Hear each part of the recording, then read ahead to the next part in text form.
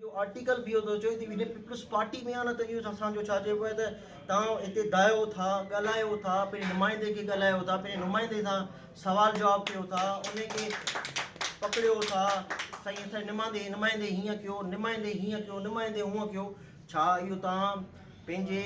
अंदर खां मां पाण खां बि इहो सुवाल करणु चाहियां थो छा असां इहो ॾिठो न आहे की असांजो जेके ॿियूं पार्टियूं उन्हनि जा वर्कर आहिनि उहे असांजो पंहिंजे नुमाइंदनि जे साम्हूं ॻाल्हाए सघनि था अगरि ह्या पीपल्स पार्टी जा नुमाइंदा अगरि हे ॿुधनि था तनक़ीद बि सहनि था त बि इहा जमहूरत आहे न जमहूरत इन करे चइबो आहे हा इंसानु आहे जिथे असांजो सुठा कम बि थींदा आहिनि त थोरा घणा इंसान खां कुझु मिसिंग बि थी वेंदो आहे पर अलाह कंदो रब्बुल आलमीन भुट्टो बिलावल भुट्टो साहबु हिकिड़ो असांजो पाकिस्तान जो वज़ीर आज़म थींदो ऐं हिन मुल्क जा हालात अञा सुठा थींदा बहितर थींदा ऐं अलाह कंदो असांजो मुल्क अञा मज़बूत थींदो त अॼु जे असांजो असां हिन मक़ाम ते वेठा आहियूं असांजो त असांजो छा चइबो आहे एटम बम तव्हांखे कंहिं ॾिनो अगरि इन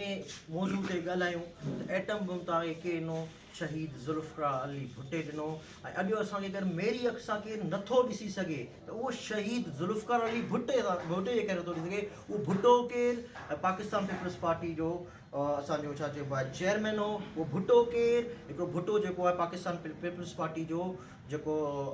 असांजो बानी हो ऐं पार्टी जीअं पाकिस्तान पीपल्स पार्टी ठाही त इहो ॿुधायो त अगरि असांजो चओ था त असांजो अॼु असांजो इंडिया असांखे कोन थो ॾिसी सघे ॿियो केरु ॾिसी नथो ॾिसी सघे हीअं थो थिए यार उहा बि त पीपल्स पार्टी ई न